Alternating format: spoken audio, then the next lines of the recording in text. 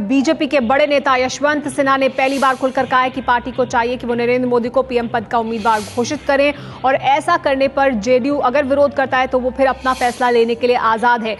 जो आम लोग हमको मिलते हैं या पार्टी के कार्यकर्ता मिलते हैं, उन सबकी एक जबरदस्त मांग है कि भारतीय जनता पार्टी नरेंद्र मोदी को प्रधानमंत्री पद के उम्मीदवार के रूप में पेश करे। जेडीयू को एक व्यक्ति को टारगेट करना मैं उचित नहीं मानता हूं। या तो पूरी पार्टी सेक्युलर है या पूरी पार्टी सांप्रदायिक है। पार्टी के भीतर आप, भारतीय जनता पार्टी के भीतर आप ये नहीं कह सकते हैं कि XYZ सेक्युलर हैं और ABC सांप्रदायिक हैं और ABC के साथ हम नहीं चलेंगे, हम XYZ के साथ चलेंगे। ये तर्क मुझे उचित नहीं लगता है। नहीं लगता है कि ये यशवंत सिन्हा जी का कोई आधिकारिक बयान है, क्योंकि उन्होंने खुद अपील किया है भारतीय जनता पार्टी से कि वो नामित करें नरेंद्र मोदी जी को। ये आपकी व्यक्तिगत राय है। हम लोगों को जनता दल यूनाइटेड की तरफ से जो कुछ भी कहना था वो हम लोग भारतीय जनता पार्टी को कह चुके हैं। इस मामले में हम लोग बिल्कुल स्पष्ट हैं कि प्रधानमंत्री का उम्मीदवार भारतीय जनता पार्टी का होना चाहिए। भारतीय जनता पार्टी सबसे बड़ी पार्टी है और इसलिए उसका हक भी बनता है और जो सरकार बने उसमें स्थायित्व रहे, इसके लिए भी आवश्यक है कि जो सबसे बड़ा घटक दल है उसी का जो है अलायंस का नेता जो है बनना चाहिए। तो ये हम लोग पहले कह चुके हैं। कर्नाटक विधानसभा में आंकड़ों का खेल क्या है और मौजूदा तस्वीर कैसी है, आइए इस पर एक नजर डालते हैं। कर्नाटक विधानसभा में विधायकों की कुल संख्या 224 है। बहुमत के लिए 113 विधायकों की जरूरत है। विधानसभा में बीजेपी के पास कुल विधायकों की संख्या है 119। येदियुरप्पा समर्थक 12 विधायकों का इस्तीफा मंजूर हुआ तो सदन की संख्या 212 रह जाएगी। ऐसे में बीजेपी विधायकों की संख्या भी घटकर 107 रह जाएगी। 212 विधायकों के सदन में बहुमत के लिए 107 विधायकों की ही जरूरत होगी। यानी कर्नाटक की शिटार सरकार तलवार की धार पर रहेगी। बीजेपी से अलग होकर कर्नाटक जनता पार्टी बनाने वाले BS येदियुरप्पा का दावा है कि 5 विधायक और इस्तीफा देने को तैयार हैं। ऐसे में अगर 5 विधायकों ने भी इस्तीफा दिया तो कर्नाटक में बीजेपी की सरकार बचनी मुश्किल हो जाएगी। दक्षिण भारत में बीजेपी की एकमात्र सरकार पर संकट के बादल छाए हुए हैं, लेकिन कर्नाटक सरकार और बीजेपी नेतृत्व ये मानने को तैयार नहीं है। कर्नाटक के मुख्यमंत्री जगदीश शेट्टार आज दिल्ली में बीजेपी अध्यक्ष राजनाथ सिंह से मिले। शेट्टार ने राजनाथ सिंह को बीजेपी अध्यक्ष बनने पर बधाई दी। मुख्यमंत्री जगदीश शेट्टार से मुलाकात के बाद बीजेपी अध्यक्ष राजनाथ सिंह ने कहा कि कर्नाटक में किसी तरह का कोई संकट नहीं है। फुल कॉन्फिडेंस के साथ कह सकता हूं कि हमारी कर्नाटक गवर्नमेंट के सामने किसी प्रकार की कोई क्राइसिस नहीं है। हमारी कर्नाटक गवर्नमेंट अपना कार्यकाल पूरा करेगी। There is no crisis in Karnataka and no MLA will resign, nothing will happen. Karnataka में राजनीतिक संकट को लेकर राजनाथ सिंह के बयान पर कांग्रेस ने ली है चुटकी।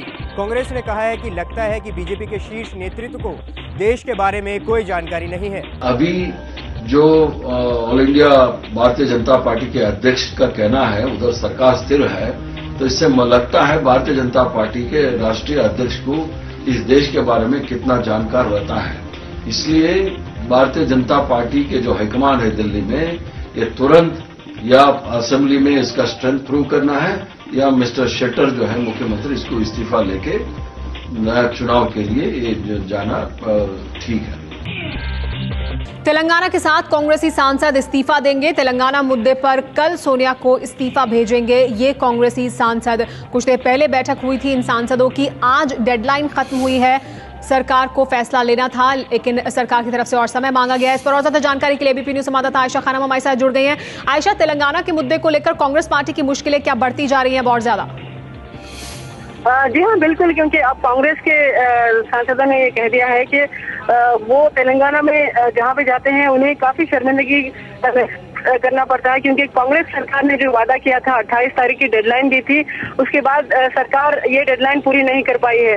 तो यही वजह है कि अब ये तमाम सांसद जो है वो कल अपने इस्तीफा पत्र सोनिया गांधी को रवाना करेंगे और उनका ये कहना है कि अब सोनिया गांधी पर निर्भर करता है कि वो अपने पार्टी के सांसदों को किस तरह से ट्रीट करती हैं। क्या वो तेलंगाना को लेकर क्या नई रणनीति बताएंगे या फिर वो तेलंगाना में और फिर आंध्रा में भी अपनी पार्टी पार्टी का जो प्रेजेंस है उसे खोने के लिए तैयार है। तो अब ये पूरा मामला जो है वो सोनिया गांधी पर छोड़ने के लिए तैयार है, क्योंकि कांग्रेस लगातार जिस तरह से तेलंगाना और आंध्रा में भी कांग्रेस को काफी मुश्किल का सामना करना पड़ रहा है, क्योंकि एक तरफ तेलंगाना के सांसद कांग्रेस पर दबाव डाल रहे हैं कि जल्द से जल्द फैसला लिया जाए, और दूसरी तरफ आंध्रा के सांसद भी कांग्रेस पर दबाव डालकर ये कह रहे हैं कि तेलंगाना को अलग तेलंगाना ना बनाया जाए। तो अब कांग्रेस की मुश्किलें इन दोनों की तरफ से बढ़ती जा रही हैं।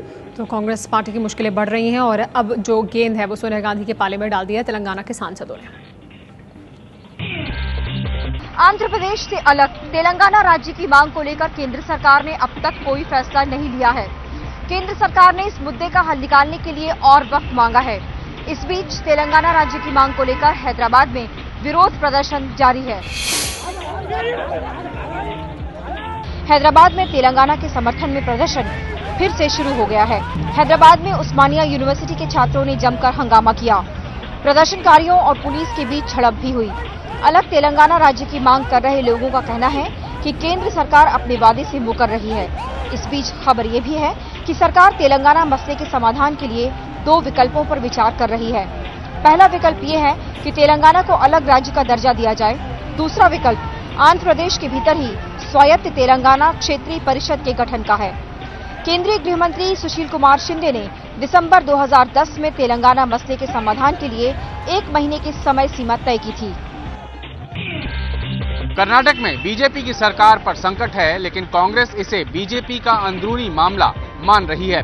पार्टी का ये भी कहना है कि अगर राज्य में संवैधानिक संकट पैदा हुआ तो केंद्र सरकार को राज्यपाल की रिपोर्ट के अनुसार कार्रवाई करनी पड़ेगी। जो स्थिति कर्नाटका की है, एक के बाद एक भारतीय जनता पार्टी को लोग छोड़ रहे हैं। कॉन्स्टिट्यूशनल क्राइसिस अगर होता है तो ये गवर्नर की जिम्मेदारी होती है कि वो उसकी स्थिति को देखे। जो भी रिपोर्ट वो सरकार को भेजेंगे उस पर सरकार गौर करेगी। जिस तरीके से कर्नाटक में भारतीय जनता पार्टी की सट्टार की सरकार अल्पमत में आ गई, 2 मंत्री 11 विधायकों ने इस्तीफा दे दिया है। आज तो उन्हें नैतिकता के आधार पर सट्टार की भाजपा के नेतृत्व की मुख्यमंत्री को इस्तीफा देना चाहिए। इस्तीफा देने के बजाय अल्पमत में होने के बाद उस सरकार के वो खरीद फरोख्त करके किसी तरीके से अपने सरकार को बचाना चाहती है। बीएसपी अध्यक्ष मायावती के भाई आनंद कुमार की 7 कंपनियां सवालों के घेरे में आ गई हैं। इकोनॉमिक टाइम्स के मुताबिक मायावती के भाई की इन कंपनियों की आमदनी और लेन देन पर प्रवर्तन निदेशालय की नजर है। इकोनॉमिक टाइम्स के मुताबिक आनंद कुमार की 7 कंपनियों को 757 करोड़ रुपए नकद मिले हैं। ईडी की नजर इस बात पर है कि इन कंपनियों के पास इतना पैसा कहां से आया।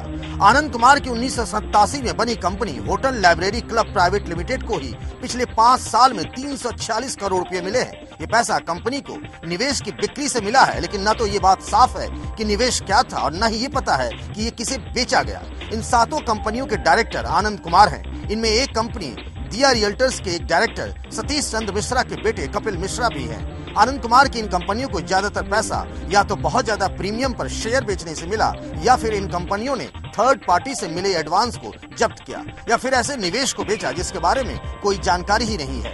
इकोनॉमिक टाइम्स के मुताबिक रजिस्ट्रार ऑफ कंपनीज के पास आनंद कुमार की कंपनियों ने जो दस्तावेज दिए हैं, उनकी जांच से पता चलता है कि 7 में से 6 कंपनियां 2007 के बाद खड़ी की गई है।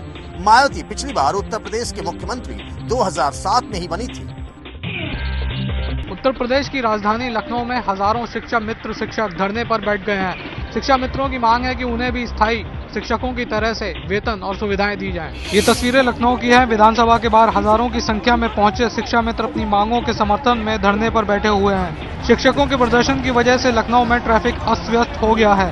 यूपी में करीब 2,60,000 टीचर शिक्षा मित्र के तौर पर कॉन्ट्रैक्ट पर रखे गए हैं, जिन्हें 4 से लेकर 8,000 रुपए तक मिलते हैं। ये लोग लंबे समय से स्थायी शिक्षकों की तरह वेतन और सुविधाएं देने की मांग करते आ रहे हैं। फिलहाल ये मसला इसलिए भी गर्मा गया है क्योंकि राज्य में 78,000 प्राथमिक शिक्षकों की नियुक्ति होनी है। शिक्षा मित्रों की मांग है कि इस नियुक्ति में उन्हें प्राथमिकता मिले। भारत पाकिस्तान नियंत्रण रेखा पर तनाव के बाद दोनों देशों के बीच बंद हुई राह मिलन बस सेवा को फिर से शुरू कर दिया गया है। इस बस सेवा के दोबारा शुरू होने से दोनों मुल्कों के लोगों ने राहत की सांस ली है। जम्मू कश्मीर के पुंछ के चक्कादाबाग और पाकिस्तानी कब्जे वाले कश्मीर के रावलाकोट के बीच राह मिलन बस सेवा फिर से शुरू हो गई है। इस बस सेवा के बंद होने से भारत में 109 पाकिस्तानी नागरिक फंसे हुए थे, जबकि पाकिस्तानी कब्जे वाले कश्मीर में भारत के 108 लोग फंसे हुए थे। इनमें से आज भारत से 85 और पीओके से 68 यात्री रवाना हो गए। राह मिलन बस सेवा पिछले दिनों नियंत्रण रेखा पर भारतीय सेना के 2 जवानों की बर्बर ढंग से हत्या किए जाने के बाद बंद हो गई थी। भारत और पाकिस्तान के बीच सड़क के रास्ते कल से व्यापार भी शुरू हो रहा है। नियंत्रण रेखा पर तनाव बढ़ने के बाद इसे भी बंद कर दिया गया था।